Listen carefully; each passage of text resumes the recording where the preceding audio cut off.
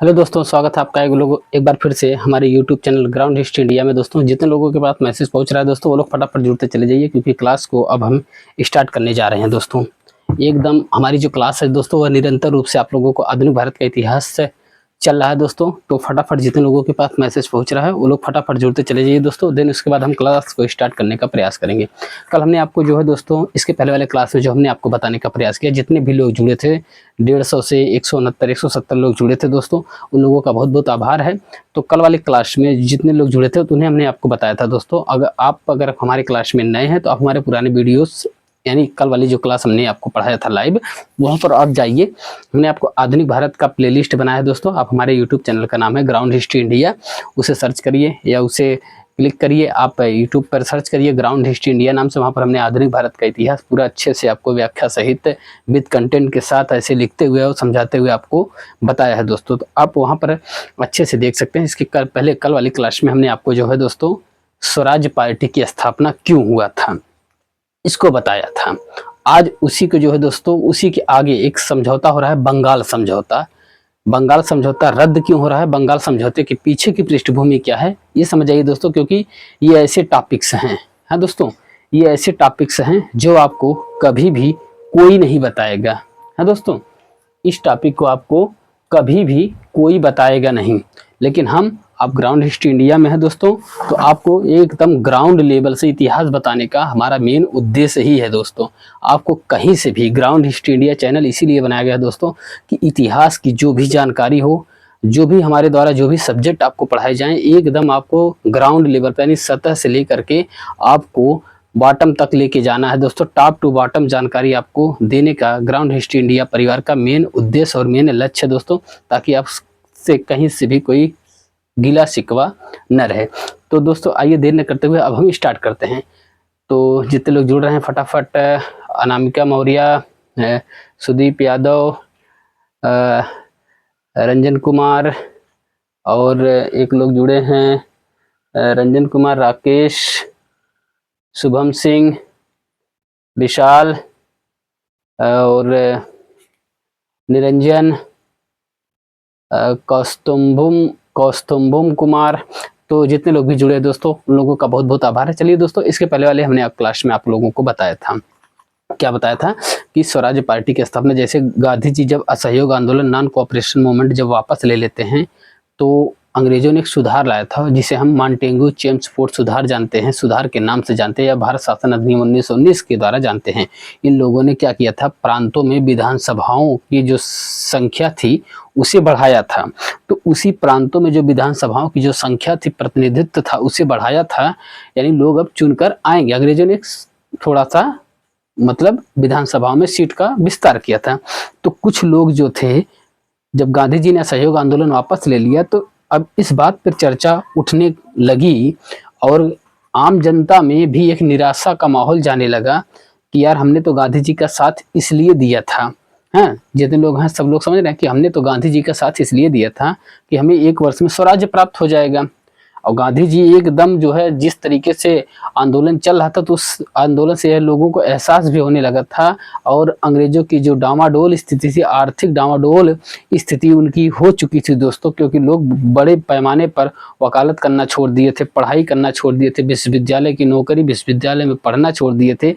तो असहयोग आंदोलन अपने पीक पर था और एक झटके में चौरी चौरा कांड होता है। चौरी चौरा कांड के बाद गांधी जी असहयोग आंदोलन वापस ले लेते हैं। अब इसके बाद एक अजीबोगरीब वातावरण, एक अजीबोगरीब निराशा का माहौल भारत के परिदृश्य में, यानी भारत की पृष्ठभूमि में राजनीतिक रूप से निराशा छा जाती है।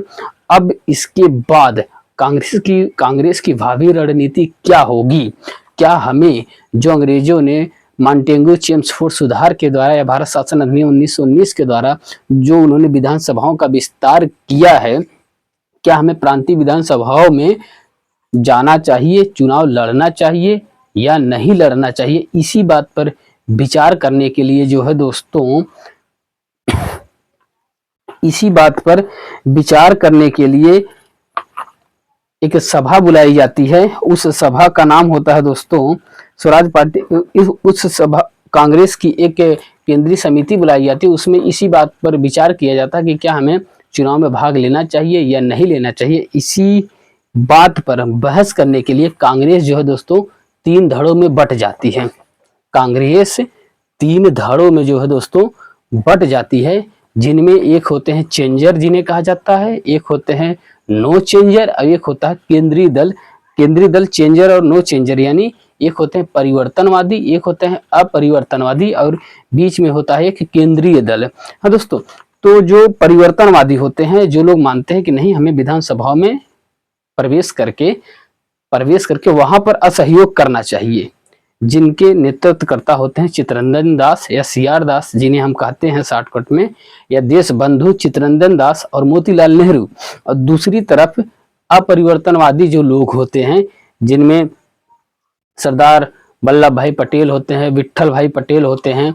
हाँ दोस्तों, जैसे हमने यहाँ पर आपको बताया था, उनमें जैसे जो लोग होते हैं, कांग्रेस जो है 3 धड़ों में बढ़ जाती है, उनमें चित्तरंजन दास और मोतीलाल नेहरू के नेतृत्व में इन सभाओं में प्रवेश कर असहयोग करने की बात रखी गई थी। ये लोग परिवर्तनवादी चेंजर कहलाए थे, परंतु डॉक्टर राजेंद्र प्रसाद चक्रवर्ती, गोपालाचारी और वल्लभ भाई पटेल और डॉक्टर अंसारी के नेतृत्व में ये लोग मानते थे कि नहीं, हमें अंग्रेजों के द्वारा जो भी सुधार है किया गया है, जो उन्होंने मॉन्टेग्यू चेम्सफोर्ड के द्वारा जो विधानसभाओं का विस्तार किए हैं, हमारे सामने जो ला रहे हैं, हमने आपके लिए सुझाव तो किया है, उसी का विरोध किया जाना चाहिए कि वो हमारे लिए उतना जो है वैल्यूएबल नहीं है। उससे हमारी जनता, हमारे लोग, हमारा जो कांग्रेस है और हमारी जो आम जनता की जो मांगे हैं वह उनके अनुरूप नहीं है। उसी का विरोध किया जाए कि उसमें यह चीजें हमारे लिए नहीं, हमें स्वराज्य दिया जाए पूर्ण रूप से।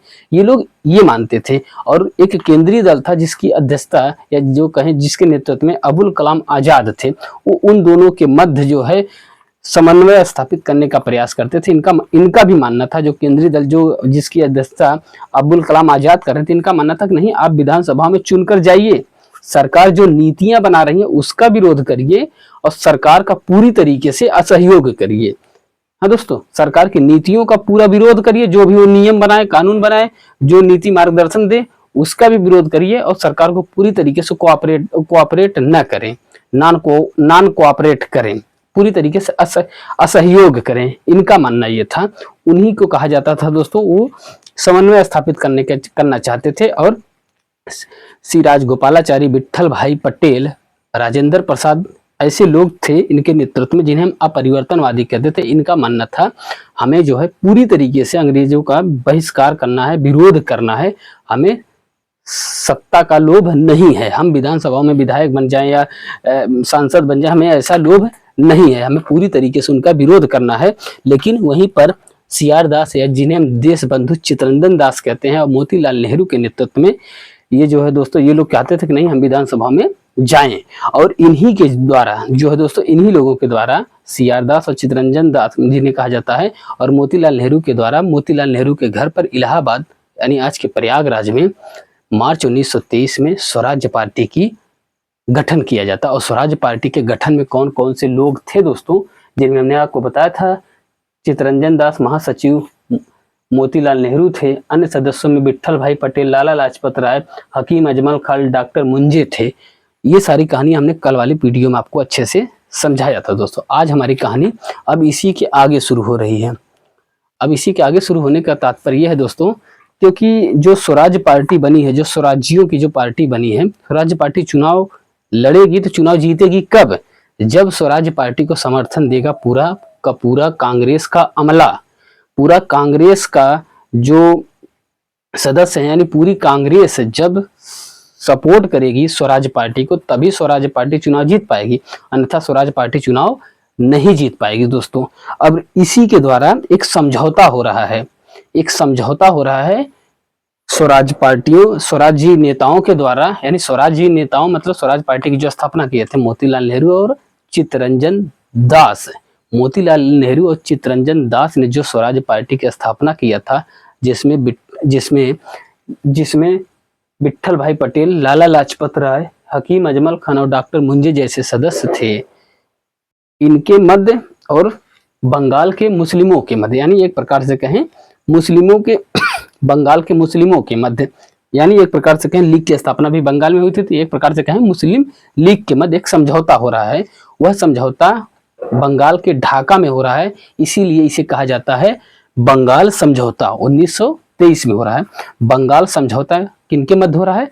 स्वराजी नेता हैं चित्तरंजन दास और मोतीलाल नेहरू, और दूसरी तरफ मुस्लिम, बंगाल के मुस्लिमों के मध्य हो रहा है। एक प्रकार से कहा जाए मुस्लिम लीग के मध्य हो रहा है, क्योंकि मुस्लिम लीग का गठन जो है बंगाल में ही किया गया था दोस्तों। तो बंगाल के मुस्लिमों और स्वराजी नेताओं के मध्य एक समझौता हो रहा है, जिसे हम बंगाल समझौता के नाम से जानते हैं, जिसकी स्थापना 1923 में हुआ था। यह समझौता 1923 में बंगाल के शहर ढाका में हुआ था। इस समझौते के सूत्रधार देशबंधु चित्तरंजन दास एवं पंडित मोतीलाल नेहरू थे। यह समझौता बंगाल के मुस्लिम एवं स्वराज पार्टी के मध्य हुआ था। इस समझौते में स्वराज प्राप्त करने के बाद निम्न प्रावधान की बात किया गया था। इन्होंने कहा था ठीक है, मुस्लिमों को जो भी हित हैं स्वराज पार्टी अपने हिसाब से देखेगी। पहले हमें क्या करना है? पहले हमें विधानसभाओं में जो है प्रवेश करना है, आप हमें चुनाव जितवाइए। उसके बाद जब हम चुनाव जीतेंगे और जब हमें स्वराज प्राप्त हो जाएगा, यानी स्वराज पार्टी के नेताओं ने कहा पहले हमें मुस्लिमों का सहयोग प्राप्त होगा, फिर उसके बाद आप हमें चुनाव जिताइए। चुनाव जीतने के बाद हम वहाँ असहयोग करेंगे और स्वराज पार्टी के नेतृत्व में यदि स्वराज प्राप्त होगा तो जो भी मुस्लिमों के जो प्रावधान है, ये प्रावधान वो हम लागू करेंगे। वो प्रावधान क्या क्या थे मुस्लिमों के लिए, उसे जान जाइए। यानी बंगाल के मुस्लिमों के लिए एक प्रकार से कहें पूरे के पूरे कहीं न कहीं भारत के मुस्लिमों पर प्रभाव छोड़ने का प्रयास यह पार्टी कर रही थी। प्रावधान क्या था? मस्जिदों के सामने नृत्य संगीत पर प्रतिबंध का प्रावधान था। यानी स्वराज पार्टी ने यह घोषणा किया था कि यदि स्वराज पार्टी के नेतृत्व में स्वराज्य प्राप्त हुआ, स्वयं का राज्य प्राप्त हुआ, तो जो भी मुस्लिमों के धार्मिक स्थल हैं, जैसे मस्जिद हो गया, मस्जिद के सामने यदि हिंदुओं का कोई जुलूस निकल रहा है, चाहे होली का हो गया, चाहे दीपावली का हो गया, चाहे गणेश उत्सव का हो गया, चाहे रामनवमी का हो गया, चाहे जो भी जुलूस निकल रहा है धार्मिक, कोई यात्रा निकल रही है, कलश यात्रा, कोई भी धार्मिक यात्रा निकल रही है, तो जब भी जुलूस मस्जिद के सामने पहुंचेगा तो अगर संगीत बज रहा तो संगीत रुक जाएगा। यह प्रावधान किया गया था। मस्जिदों के सामने यदि नृत्य हो रहा है, नृत्य संगीत पर प्रतिबंध का प्रावधान था। अब यह प्रतिबंध का प्रावधान क्या था? क्योंकि कुछ लोग ये बताते हैं कि जो मुस्लिम लोग होते हैं उनमें संगीत जो है प्रतिबंधित है, वो लोग संगीत प्रतिबंधित है दोस्तों। मतलब एक प्रकार से कहें चित्रकारी जो होता है ना, पिक्चर वाली कंडीशन जो होती है, पिक्चर देखना होना, ये मुस्लिम धर्म के कहीं न कहीं खिलाफ माना जाता है। लेकिन अगर आप मुस्लिम धर्म को पूरा डेप्थ में पढ़ेंगे, है दोस्तों, इस्लाम धर्म को पूरा इन डेप्थ में पढ़ेंगे, तो जब आप सूफी आंदोलन पढ़ेंगे, सूफी में एक बेसरा होते हैं और एक बसरा होते हैं, तो इनमें भी जो बसरा वाले लोग होते हैं, संगीत बहुत ज्यादा पसंद किया जाता है। वो लोग संगीत का सहयोग करने का प्रयास करते हैं। उनका मानना है संगीत एक ऐसा माध्यम है जिसके द्वारा हम खुदा से जुड़ सकते हैं। तो उनमें भी दो धड़े हैं, एक संगीत को प्रोत्साहन देता है, बढ़ावा देता है, बहुत मानता है। जब हम आपको मध्यकालीन भारत पढ़ाएंगे तो वहां पर अच्छे से आपको समझाएंगे। हाँ दोस्तों, कि मुस्लिमों के दो धड़े कैसे होते हैं, इस्लाम धर्म के दो धड़े कैसे होते हैं। जो एक धड़ा जो होता है संगीत का पुरजोर तरीके से, संगीत का कहें या कहें पिक्चर वाली जो कंडीशन होती है, पिक्चर वो पूरा विरोध करते हैं, लेकिन एक धड़ा संगीत का पूरा समर्थन करता है। तो जब हम आधुनिक मध्यकालीन भारत आपको पढ़ाएंगे तो फिर बताएंगे। फिलहाल आप जानते रहिए, बंगाल समझौते में पहला प्रावधान यह था कि यदि स्वराज पार्टी के नेतृत्व में स्वराज्य प्राप्त हुआ तो हमारा पहला प्रावधान ये होगा कि यदि हिंदुओं का कोई जुलूस किसी मस्जिद के सामने से गुजरेगा, यदि नृत्य हो रहा है, ढोल नगाड़े बज रहे हैं या कोई और नारे लग रहे हैं, तो वो नारे मस्जिद के सामने नहीं लगेंगे, इस पर रोक लगाया जाएगा। ये पहला प्रावधान था। दूसरा प्रावधान था बकरीद के मौके पर गो हत्या मुस्लिमों की स्वेच्छा पर होगा। बकरीद के मौके पर गो हत्या मुस्लिमों की स्वेच्छा पर होगा। ये प्रावधान था कि अगर बकरीद पर जो भी कुर्बानियां दी जाती हैं बकरों की या और जानवरों की, वो दी जाएंगी। यदि वो गाय की हत्या करेंगे, गाय का भी वध करना चाहते हैं, तो उनकी इच्छा पर निर्भर होगा। वो चाहे तो गाय हत्या करें या चाहे तो गाय हत्या न करें, है दोस्तों, उनकी इच्छा पर, स्वेच्छा पर छोड़ दिया गया था। बंगाल की प्रशासनिक सेवाओं में 55% आरक्षण मुस्लिमों को, यानी बंगाल के प्रशासनिक सेवा का मतलब क्या होता है कि स्वराज पार्टी के नेताओं ने बंगाल में मुस्लिमों को 55% प्रशासनिक सेवाओं में आरक्षण देने का प्रावधान कर दिया था। स्वराज के नेता मतलब चित्तरंजन दास और मोतीलाल नेहरू के नेतृत्व में जो स्वराज पार्टी की स्थापना हुआ था, इसने 55% मुस्लिमों को आरक्षण दिया था। किसमें? बंगाल के प्रशासनिक सेवा मतलब जैसे वहाँ के पीसीएस रैंक का कोई अधिकारी हो गया, कोई ए लेवल का अधिकारी हो गया, बी लेवल का हो गया, सी लेवल का हो गया, डी लेवल का हो गया, जितने भी प्रशासनिक कार्य हैं, सफाई कर्मी से लेकर के एसडीएम तक वाले पद तक, उसमें 55% आरक्षण मुस्लिमों के लिए स्वराज पार्टी ने रिजर्व कर दिया था। हाँ दोस्तों, तो कहीं ना कहीं स्वराज पार्टी जो अंग्रेज कर रहे थे, वही पार्टी जो है स्वराज पार्टी भी वही उतावली हो गई थी। इसकी फसल भी आगे कहीं ना कहीं पाकिस्तान के रूप में काटने का प्रयास भी किया जाता है। अब आइए दोस्तों, हुआ क्या? तीन समझौते में मूल बातें रखी गई। क्या? कि मस्जिद के सामने से यदि जुलूस निकलेगा, ढोल निकलेगा, कोई कलश यात्रा निकल रही है, कोई भी धार्मिक त्योहार के तौर तरीके से जुलूस निकल रहा है, तो उस पर प्रतिबंध लगा दिया, रोक लगा दिया जाएगा। कब तक? जब तक वो काफिला जो है मस्जिद के सामने से गुजर रहा है। ये था। दूसरा, बकरीद के मौके पर पशु बलि जो वो लोग देते हैं, वो लोग देंगे। यदि गो हत्या करना चाहते हैं, गाय की भी बलि देना चाहते हैं, तो मुस्लिमों की इच्छा पर निर्भर करेगा। यह था। और तीसरा कारण क्या था? कि बंगाल के प्रशासनिक सेवा में 55% आरक्षण मुस्लिमों को दिया जाएगा। और साथ ही साथ इन्होंने ये क्या कर दिया था कि विधानसभा में पृथक निर्वाचन की बात स्वीकार कर लिया था। यानी स्वराज पार्टी की सबसे बड़ी भूल थी कि उसने विधानसभा में पृथक निर्वाचन प्रणाली जो थी उसे स्वीकार कर लिया था। अब ये पृथक निर्वाचन प्रणाली क्या होती है? जैसे मान लेते हैं एक क्षेत्र है, मान लेते हैं कि कोई कस्बा है जहाँ का चेयरमैन कोई बनने वाला है, या एक विधानसभा के देख लेते हैं, या एक जिले की देख लेते हैं जहां पर मुस्लिमों की मेजोरिटी अगर 60 से 65% है या 70% है, मान लेते हैं 70% है, मुस्लिमों की मेजोरिटी 70% है और हिंदू 30% है, तो वहां जो है वोट जो है केवल मुसलमान देगा। वहां का जो प्रत्याशी खड़ा होगा वो केवल मुसलमान ही होगा। और 30% जो अदर जो हिंदू लोग रह रहे हैं, चाहे हिंदू, सिख, जैन जितने लोग रह रहे हैं, उनकी न तो कोई बात सुनी जाएगी, न तो कुछ उनके जो भी मुद्दे होंगे वो समाप्त कर दिए जाएंगे। हाँ दोस्तों, केवल मुस्लिम ही प्रत्याशी होंगे, मुस्लिम ही वोट देंगे। इसी को कहा जाता है पृथक निर्वाचन मंडल या पृथक निर्वाचन प्रणाली। तो स्वीकार कर लिए थे स्वराज पार्टी, मोतीलाल नेहरू और चित्तरंजन दास ने स्वीकार कर लिया था कि यदि स्वराज प्राप्त होगा तो हम ऐसा प्रावधान करेंगे। लेकिन आज के डेट में ये सब नहीं है दोस्तों। चाहे मुस्लिम मेजॉरिटी में हो, चाहे हिंदू मेजॉरिटी में हो, जो आरक्षण की कसौटी रखा गया है उस कसौटी के दायरे में आते हैं, चाहे हिंदू हो चाहे मुसलमान हो, वो लोग लड़ते हैं दोस्तों।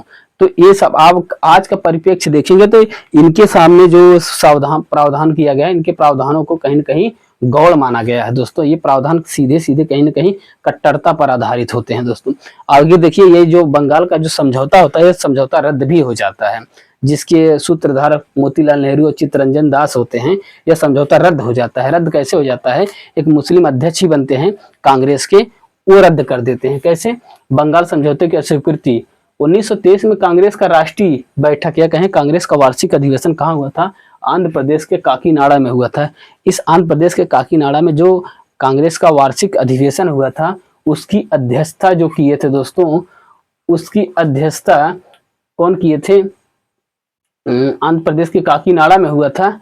और हुआ क्या था दोस्तों कि वार्षिक अधिवेशन में स्वराज्यों के समर्थन देने से मना कर दिया गया था। अब आगे चल के देखते हैं दोस्तों, सितंबर 1923 में, यानी कांग्रेस का एक विशेष अधिवेशन होता है।